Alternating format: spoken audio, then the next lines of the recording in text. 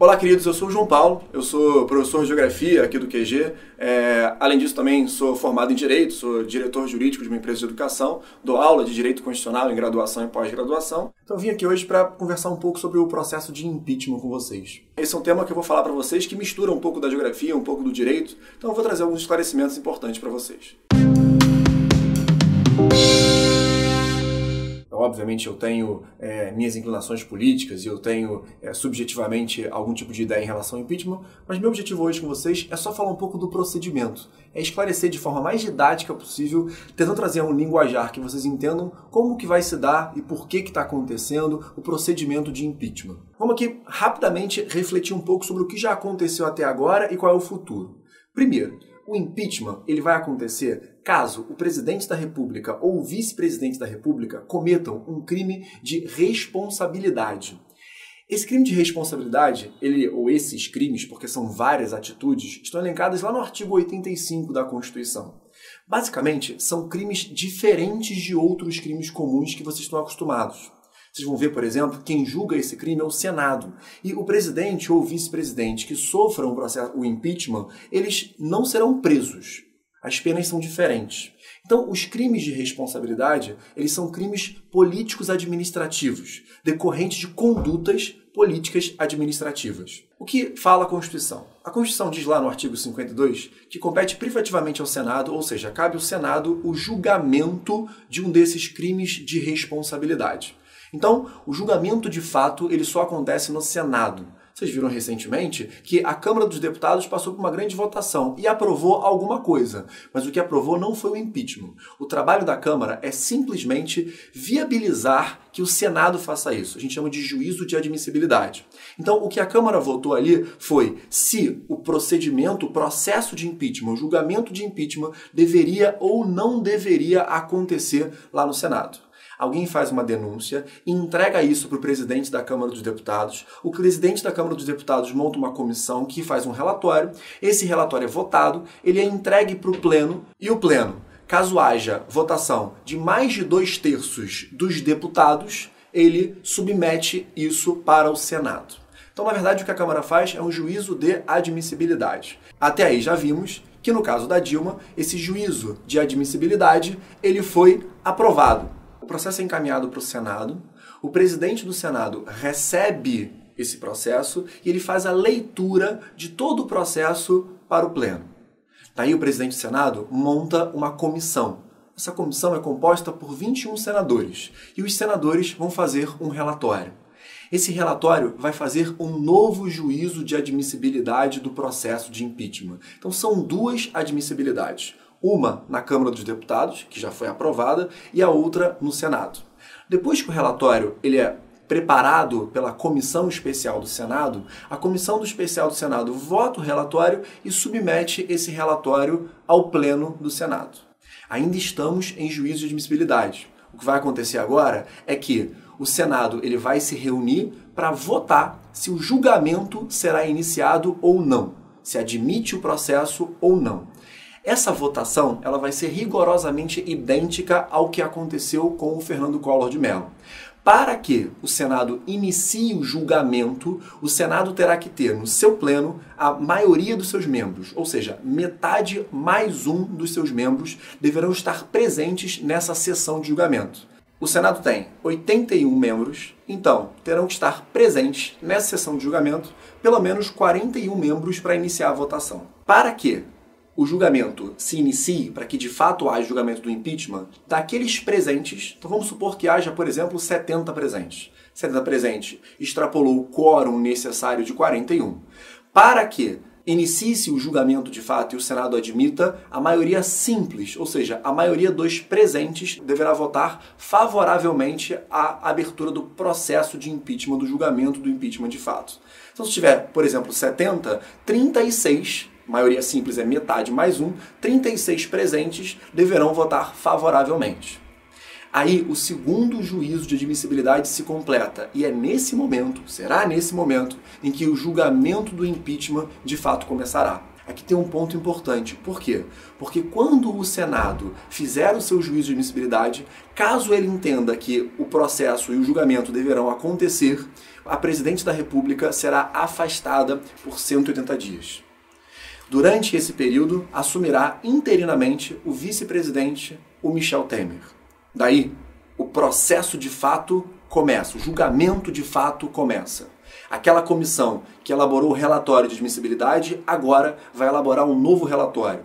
E aí um relatório já completo, aí já tem cara de tribunal, aí já tem cara de julgamento.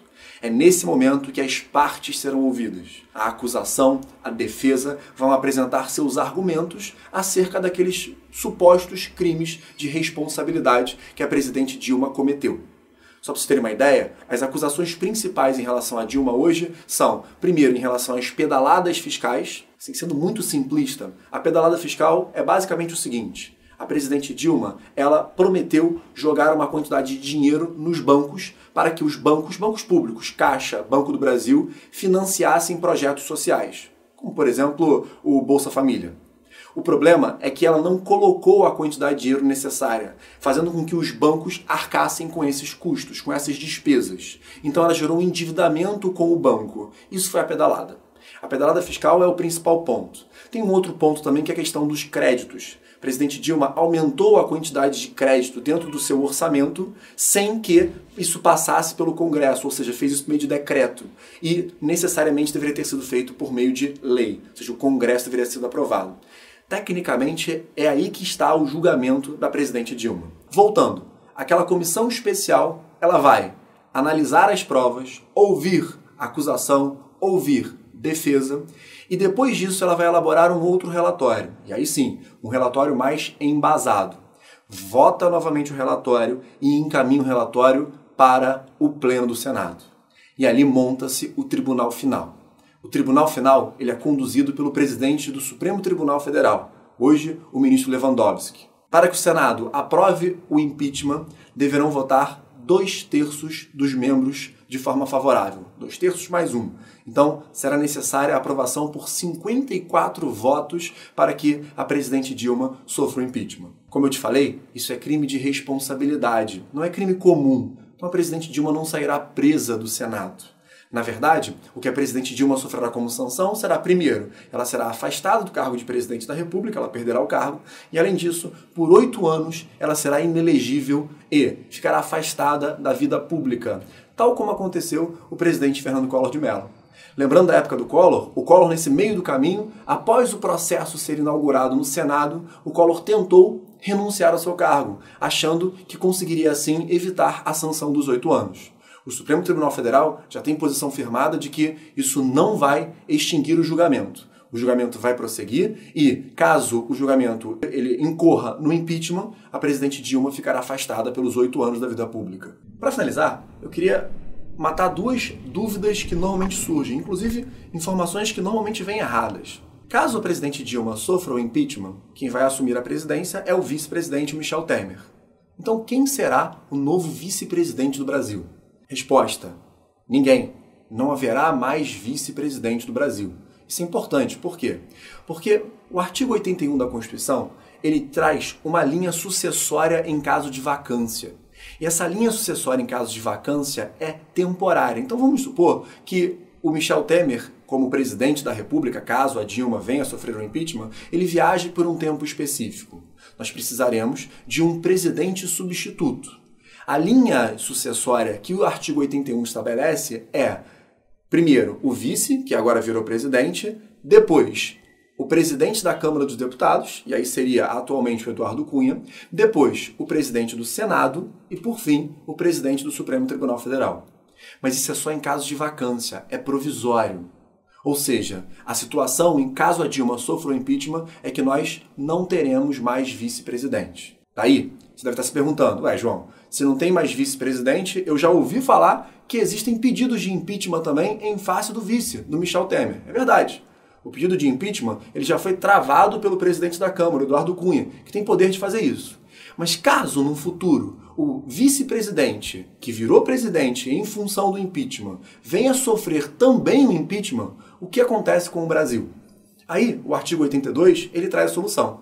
Caso o impeachment de um vice-presidente que transformou-se em presidente venha acontecer no primeiro biênio, ou seja, nos 2 primeiros anos do mandato, haverá novas eleições diretas em até 90 dias.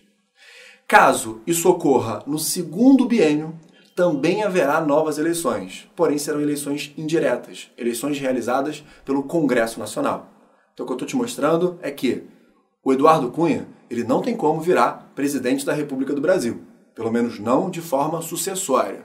O que vai acontecer é que caso o Michel Temer venha a perder também o seu mandato por um impeachment, nós teremos necessariamente novas eleições. O primeiro biênio, ele encerra-se no final do ano. Então, sempre no dia 1º de janeiro que nós completaremos o segundo ano. Então, 1º de janeiro do ano que vem, nós teremos essa virada. Então, eleições diretas até 1º de janeiro, eleições indiretas a partir do dia 1º de janeiro. Último ponto importante. No caso do Collor, a Câmara dos Deputados ela autorizou 2 processos diferentes. Primeiro, foi um processo sobre crime de responsabilidade, que o Senado julgou e o Senado, inclusive, decretou o impeachment do Collor. Além disso, a Câmara dos Deputados aprovou que o Supremo Tribunal Federal julgasse o ex-presidente Collor acerca de crimes comuns. Esse julgamento, que aconteceu lá no Supremo Tribunal Federal em relação a crimes de corrupção, no ano de 1994, ele foi arquivado por falta de provas. No caso da Dilma, especificamente, está acontecendo apenas o processo político. Ou seja, o Senado Federal ele julga, mas não tem outro julgamento no Supremo Tribunal Federal por questões de crimes comuns. Então a Dilma não tem como ser presa, ok? E o último ponto importante que é muito levantado é a questão dos votos, como vocês estão vendo, aquela vergonha de eu voto Deus, eu voto família. Mas será que o deputado ou o senador ele não é obrigado a necessariamente tratar das questões políticas que estão acontecendo? Ele não tem que falar se houve pedalada ou não? A resposta é não. O Supremo Tribunal Federal, no caso Collor especificamente, firmou o entendimento de que a decisão do Senado será uma decisão estritamente política. E sobre essa decisão política não haverá controle do Supremo. Então, mesmo que o Senado não toque naquelas questões políticas importantes, mesmo que ele não fale dos crimes de improbidade, e se os senadores politicamente quiserem derrubar a Dilma, não tem jeito, a Dilma ela vai sofrer um impeachment por decisão política e não há que se controlar. Ok? Espero ter esclarecido algumas questões. Até a próxima.